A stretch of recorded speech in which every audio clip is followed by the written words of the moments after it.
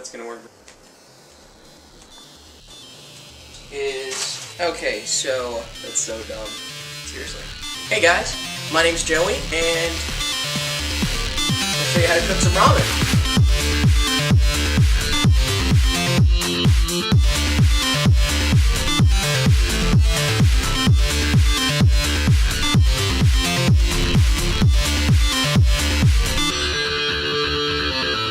Tonight we're going to be making chicken enchilada ramen. Our main ingredient for the night, of course, is Maruchan chicken flavored ramen. Personally, I prefer Maruchan simply because it's a little more expensive than top ramen, but for that couple cents of difference, you're probably going to find that it tastes a lot better. And most grocery stores tend to carry more flavors of Maruchan ramen, which means that a lot of the time if you see deals like, 17 packs for 20 cents or whatever the deal is, a lot of the time you can mix the different flavors and still get the deal. It just adds a little bit of variety. Okay, other ingredients. We have 1 can of canned chicken. It's one of the smaller cans, 5-ounce can. Really any chicken will do. You can have your own cooked chicken. You just gotta shred it first. We also have whole kernel, no salt added sweet corn. No salt added is kind of a big deal. I just got this big can because it was cheap. We're not going to be using the whole can. I think the no salt added part is kind of important. That's just me, personally. But yeah.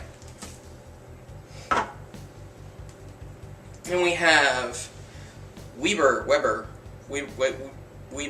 kickin' chicken seasoning. Originally I used to use chicken fajita seasoning. It was just like one thing, bam, but I couldn't find it at the store, so I got this. The main ingredients are basically the same. What you're looking for is garlic, onion, red bell pepper, and paprika. And then finally, 1 slice of cheese. Personally, I prefer to do this with white American. This is just a slice of some cheapo, fat-free American single. But, yeah. Okay, we've got our ingredients out of the way. Let's make some ramen.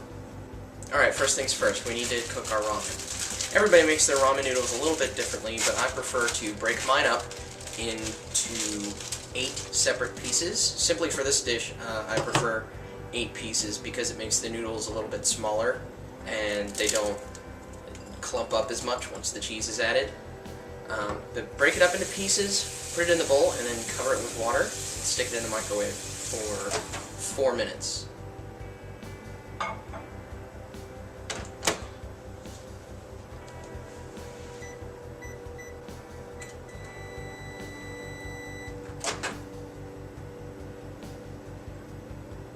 Okay, once your ramen is done cooking, you want to go ahead and drain the extra water off.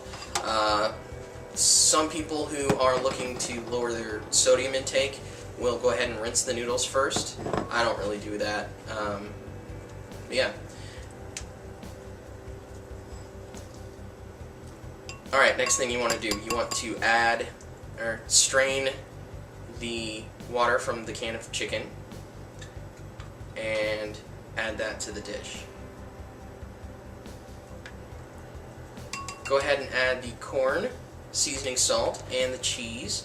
And if you want a saltier taste that goes with the chicken, you can add some of the chicken flavoring. Personally, I don't because I think it tastes too salty, but it's totally up to you.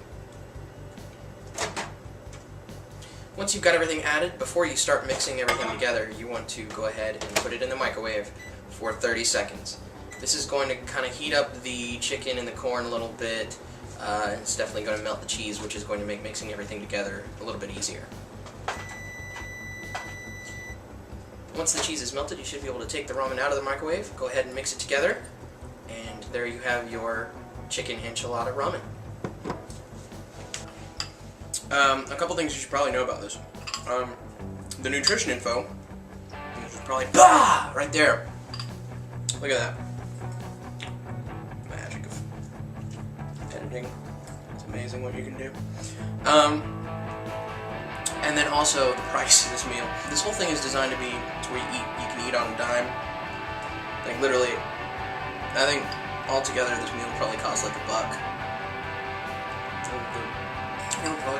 smelling this? Some salsa. That would have been like another $2 though. I'm getting hungry.